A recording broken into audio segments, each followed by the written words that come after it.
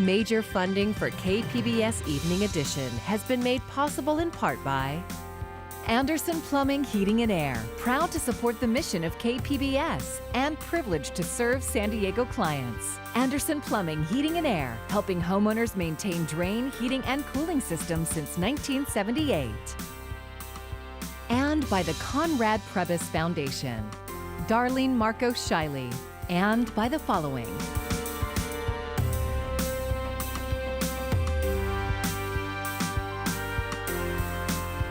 And by viewers like you. Thank you.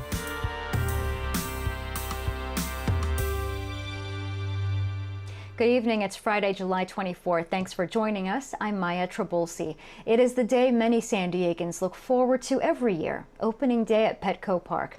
But this season, it's a whole new ballgame because of the pandemic. And KPBS reporter Matt Hoffman is live outside Petro Park, where they're moments away from the first pitch. Matt.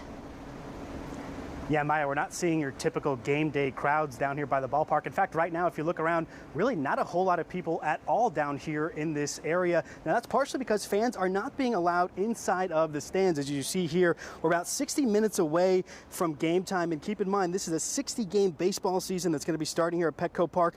With coronavirus concerns and restrictions, this has been an opening day like no other. This is normally what opening day looks like outside of Petco Park. Hundreds of fans gathering for the popular Padres block party. But this year, it's empty around the ballpark.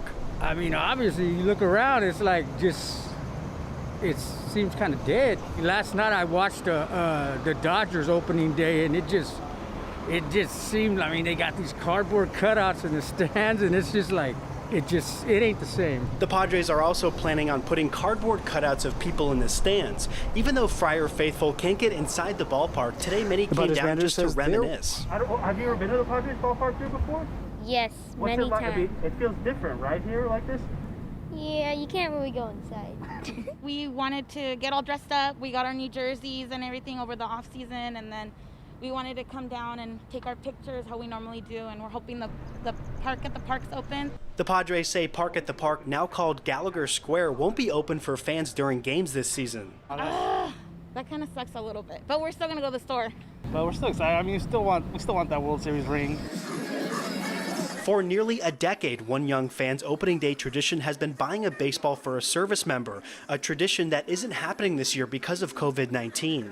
Makes me feel good, makes me feel like I did something that made them feel good, and just hope we can do it next year. Hopefully everything's back to normal next year. For restaurants near the ballpark, this is supposed to be their busiest time of the year. It's not going to be the same. Business is not going to be booming like it usually is on opening day. The buzz usually around the gas lamp and East Village is usually amazing, but just can't compare this year. Half Door Brewing is literally across the street from Petco Park. Normally on an opening day, they would be packed with a line out the door, but this year owners aren't sure what to expect. You know what? I'm going to hope for the best. I hope people come down and try to still get a little bit of that atmosphere, but who knows? Yeah, so even though there are going to be no fans in the stands, the Padres manager, they say that the guys are ready to go and just ready to get playing, get back to some sense of normalcy. Now, first pitch here against the Arizona Diamondbacks is at 6:10 p.m. tonight. Maya, will send it back to you in the studio. Thanks for that report, Matt. San Diego County just released the latest numbers on the coronavirus pandemic. 12 more people died from the virus. The youngest was 44 and the oldest 88 years old. All had underlying conditions. 490 cases were also reported, pushing the total now past 26,000. New outbreaks were identified at a restaurant, a gym, and a church. With California now in the national spotlight with the most cases of any state, Governor Gavin Newsom urged everyone to stay vigilant over the weekend. I encourage you, just when you're mixing outside your household, if you have to do that, we encourage you not to do that. We're guiding you not to do that, but to wear the masks, physically distance, don't let down your guard. And the Centers for Disease Control and Prevention released new guidelines strongly in favor of reopening schools, citing the low risk of the virus to children. While California counties are supposed to be off the state monitoring list before they can open schools, elementary schools can get a waiver to open. The CDC does recommend that local officials consider keeping schools closed if there is substantial uncontrolled transmission of the virus in the area. The extra $600 a week in unemployment benefits expires this Sunday. If you're struggling to pay rent, you can apply for one-time emergency help. San Diego Housing Commission will grant up to $4,000 per eligible household to pay for past due and upcoming rent. Online applications start today and will be accepted through August 7th. To be eligible, households must have a San Diego address and an income less than $64,200 for a family of 4. For a full list of requirements, you can go to covidapplication.sdhc.org. Prosecute or resign. That's the demand being made of San Diego County District Attorney Summer Stephan. KPBS reporter John Carroll explains why. You're about to lose your job. You're about to lose your job. This video from the Racial Justice Coalition San Diego shows a number of people who've been shot by law enforcement officers in San Diego County over the last 20 years. It calls out San Diego DA Summer Stephan for not prosecuting any officers for any shootings. Stephan has been in office since 2017. The video's demand was echoed by members of the coalition in front of the Hall of Justice this morning. And the officers must be prosecuted and charged for their criminal acts. Family members of some of the men who were killed joined in the call for Stephan to act. Maria Hoyt is the aunt of Sergio Wick, shot by deputies in August of 2016 following a pursuit. And I'd like to start by demanding the resignation or the prosecution of officers Christopher Villanueva and Peter Myers.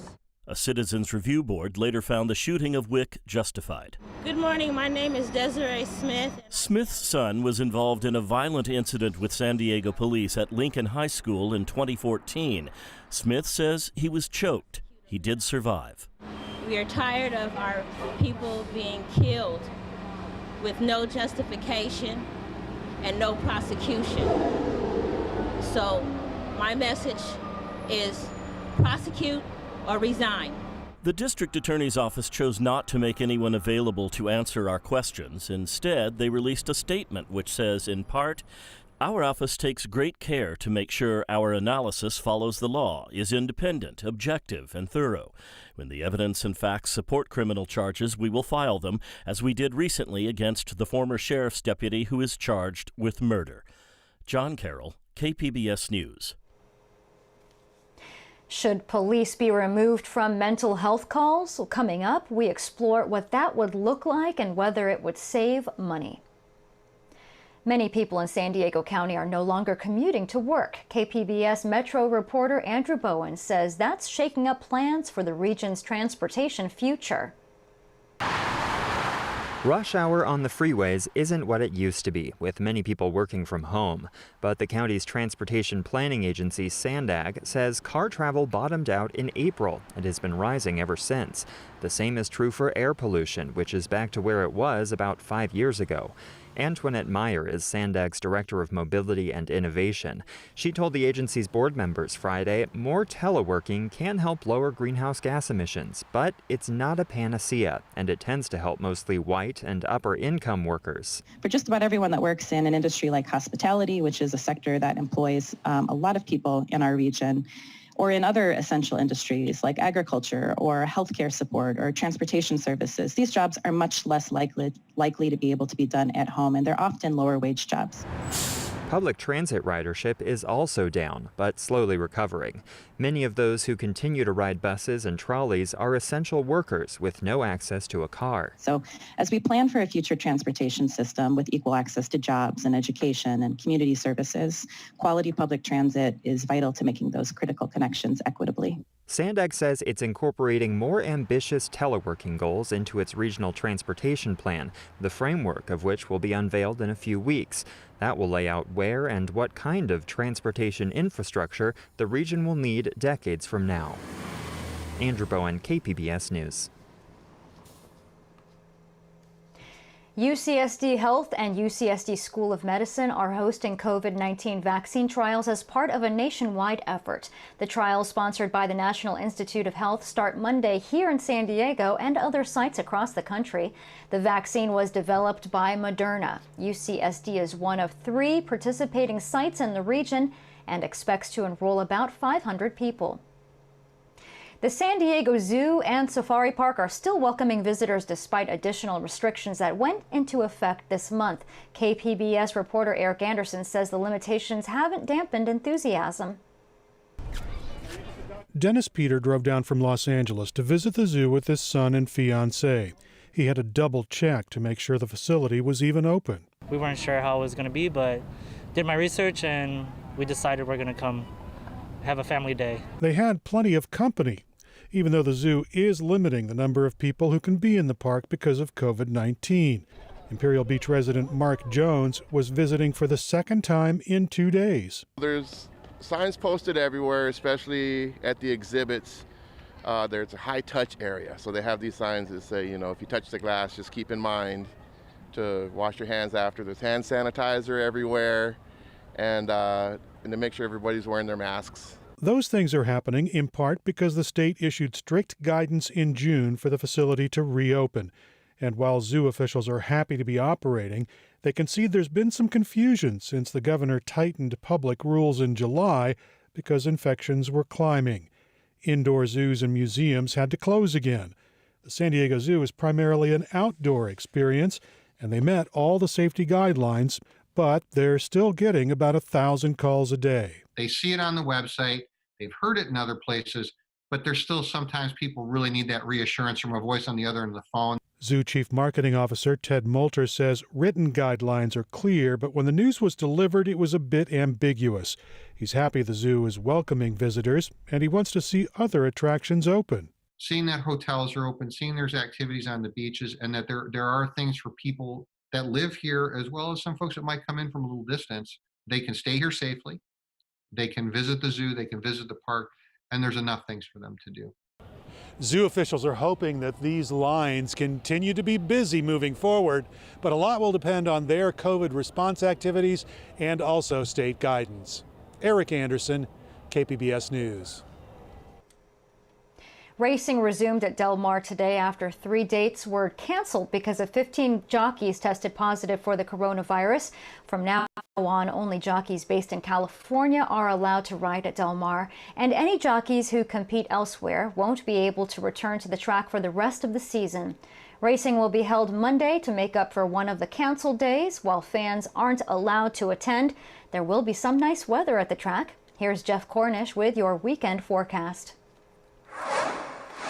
For a lot of us, temperatures have been just a tiny bit below average here over the past couple of days, and we've had some stubborn morning clouds near the coastline through mornings and into the middle of the past few days.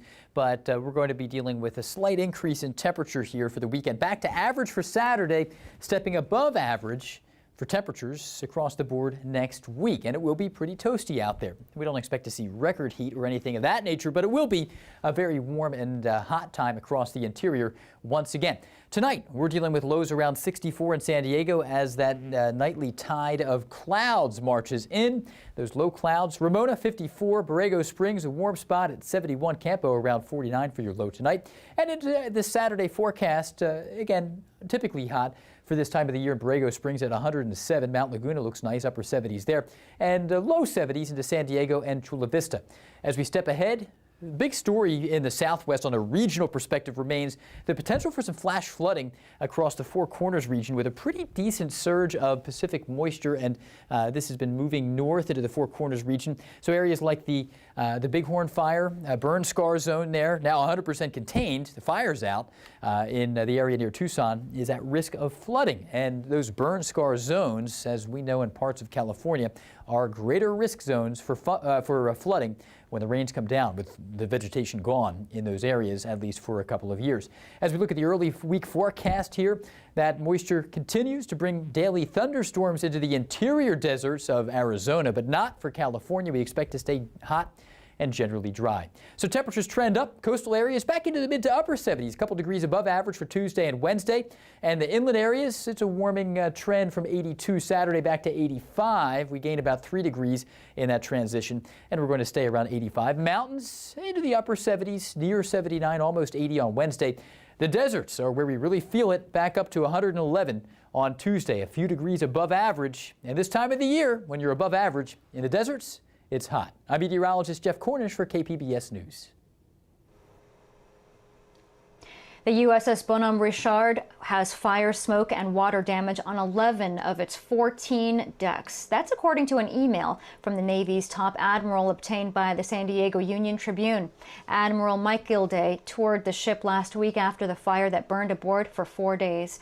In the email, he says the island, which houses the ship's bridge and air traffic control tower, is nearly gutted. NASCA was awarded $10 million to clean up the ship. As a movement to defund police travels across the country, one potential target for budget cuts is removing police from mental health calls. KPBS reporter Claire Tregeser says the details on how that would work are being explored in San Diego County. Now, we want to warn you, some of the images you're about to see are graphic. On a Tuesday in September 2016, Alfred Alongo, grieving the loss of a childhood friend, was in the midst of a mental breakdown. Alongo's sister, fearing for his safety, did the only thing she felt she could do at the time: call 911. When officers with the El Cajon Police Department arrived at the scene, Alongo pointed a vape pen at them. Mistaking it for a gun, one of the officers shot him dead. I want to grow up! I want to grow up! So let me grow up! So let me grow up! The killing sparked days of protests and renewed calls to reform how authorities respond to mental health calls. Yet, nearly 4 years after Alongo's death, if a call comes in regarding someone in a mental health crisis in San Diego County, they will most likely be visited by a police officer.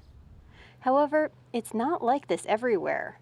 In Eugene, Oregon, Ebony Morgan is more likely to show up for a mental health call than an officer with a badge and a gun. Morgan is a crisis worker for Cahoots, a nonprofit program that partners with Eugene's police department. When she gets a call, she goes to the scene with an EMT partner and first assesses the situation to ensure it's safe. From there, we just start asking. My first question as a crisis worker is going to be, how can I support you? What are we doing? What are we trying to do? And what do you need? The Cahoots program has a team of 50 and costs about $2.1 million a year, or about 3% of the Eugene Police Department's annual budget. San Diego Police's budget for fiscal 2021 is more than $566 million. If 3% were diverted to a similar program, it would cost $17 million, which is about half of what the department spent on officer overtime in the last fiscal year. We can't even imagine a world where mental health professionals are the ones who deal with mental health issues. We can't imagine a world where more money goes to schools and to education than goes to arming police officers and buying them military-grade weapons. Khalid Alexander is the founder of the San Diego Criminal Justice Reform Advocacy Organization, Pillars of the Community. He says programs like Cahoots shouldn't be seen as major police reform, but just good common sense. If you have an individual, I'm sitting here at the county looking outside, if you have someone who's out swimming in the fountain or really having, a huge problem, if they are swinging an axe or have hit someone with an axe, then you need to call 911 and you need to send law enforcement. Supervisor Nathan Fletcher is working to create mental health crisis teams to respond to some calls. The problem is if that individual is not a danger to themselves or anyone else, there is no other option for them other than to call 911. You good, man? Yeah. I've talked to you before a whole bunch of times. Sergeant Rick Schnell led the San Diego Police Department's homeless outreach team for 15 years and retired a few years ago.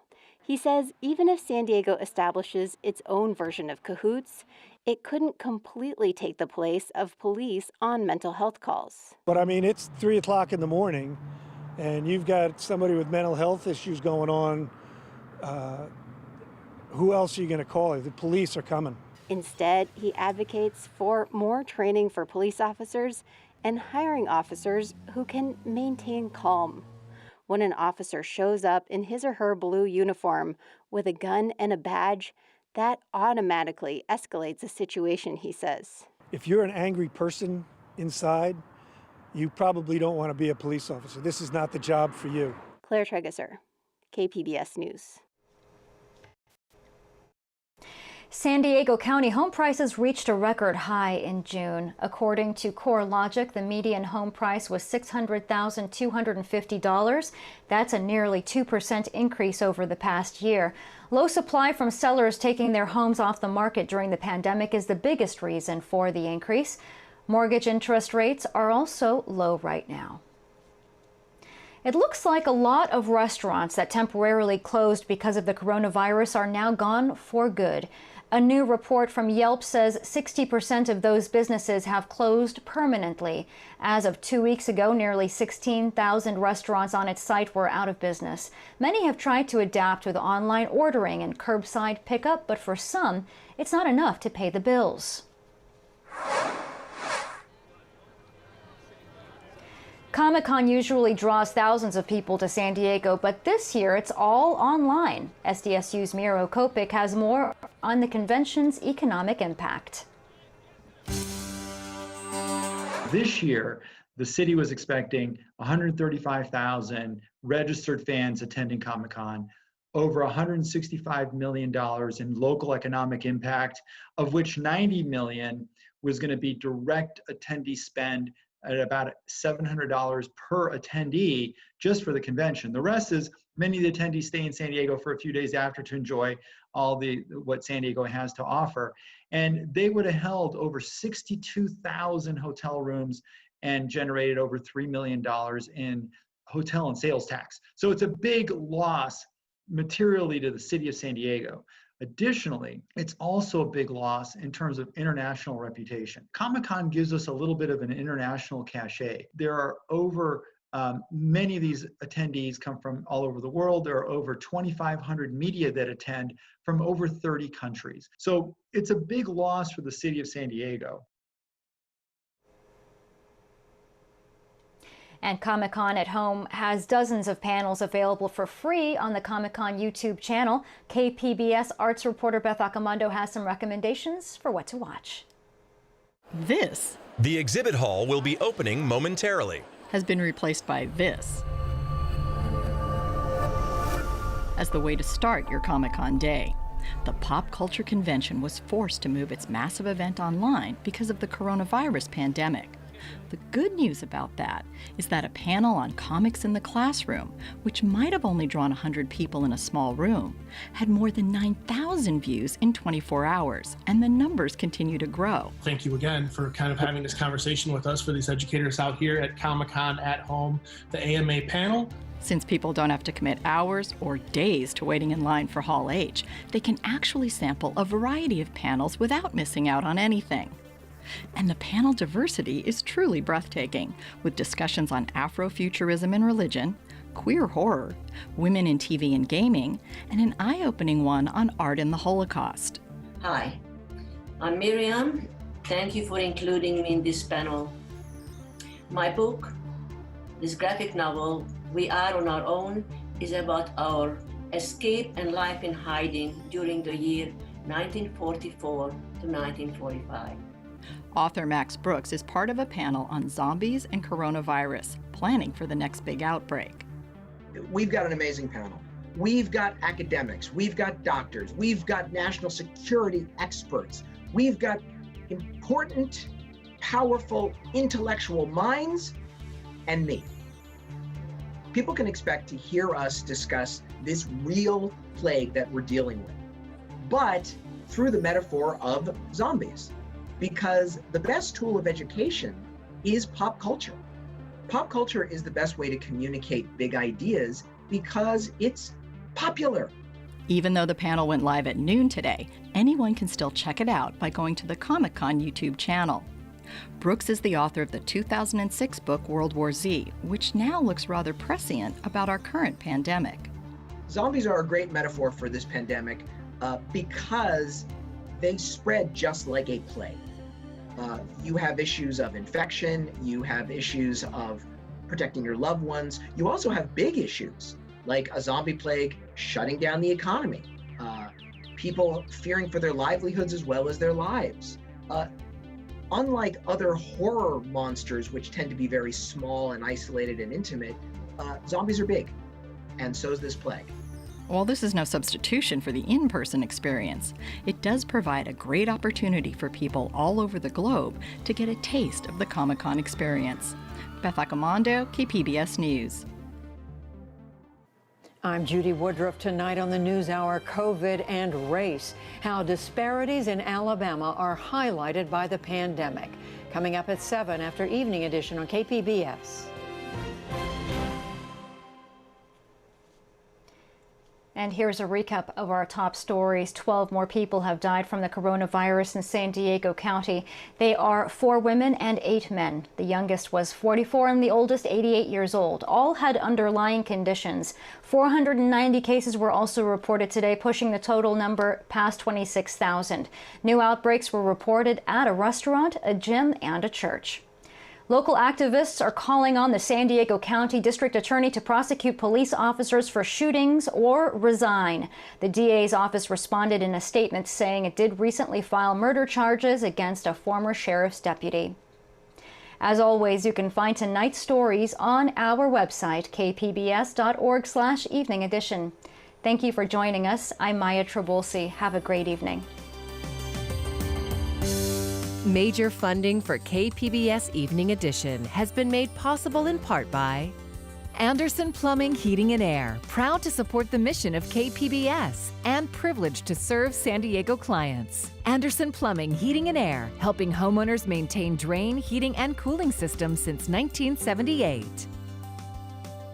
And by the Conrad Prebys Foundation, Darlene Marcos Shiley, and by the following.